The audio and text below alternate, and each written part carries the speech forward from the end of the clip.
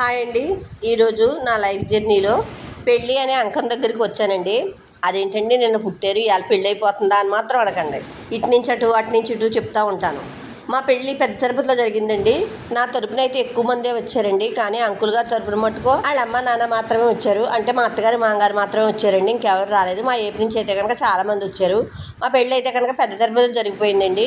మా అమ్మ నా పెళ్లి గురించి చాలా కళలు కన్నది. కానీ ఆ కళ్ళన్నీ తీరలేదు. మా అమ్మ నన్ను వాళ్ళ తమ్ముడికి ఇచ్చి చేద్దామనుకున్నదన్నమాట. అంటే మా మామయ్యని చేసుకోవాల్సిన దాన్ని నేను అంకుల్ గారిని చేసుకున్నాను. ఇక అందుకనే మా అమ్మ కోరిక అనేది తీరలేదు అని చెప్తున్నాను. అయితే నా కోరిక మాత్రం మా పిల్ల తీర్చిందండి. మా పిల్ల పెళ్ళి నేను ఎలా చేయాలనుకున్నానో అలాగే చేశాను.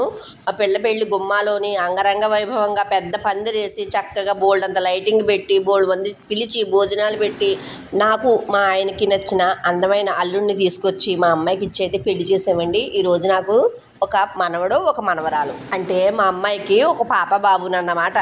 మా అమ్మాయికి పెళ్లి చేయకముందు నేను అనుకునేదాన్ని నాకు ఇల్లరకం అల్లుడే కావాలి, నా కూతురు ఎప్పుడు నాతో ఉండిపోవాలనేసి కోరుకునేదాన్ని. అలా ఎందుకు జరుగుతుంది చెప్పండి? నాకు కూడా కొడుకున్నాడు కదా. నాకు పెద్ద తిరుపతిలో నేను చేసుకున్న పెళ్లి కన్నా మా పిల్లకి నేను గుమ్మాలో చేసిన పెళ్ళే నాకు బాగా నచ్చిందండి.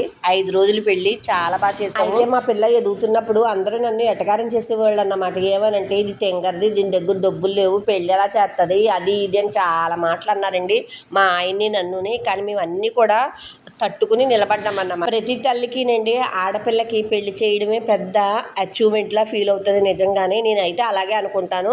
నేను కూడా అలాగే ఫీల్ అయ్యాను. ఇంకా నా కూతురికి చేసిన సంబంధం ఎలా ఉండాలి అనుకున్నానంటే ఎప్పుడు కూడా వెనక్కి తిరిగి చూసుకోకుండా నన్ను అమ్మ నాకు ఇది కావాలి కొంటావా అని అడగకుండా ఉండే సంబంధం చెయ్యాలి అనుకున్నానండి. అలాంటి సంబంధమే చేశాను. ఇది నాకు చాలా చాలా పెద్ద విజయం.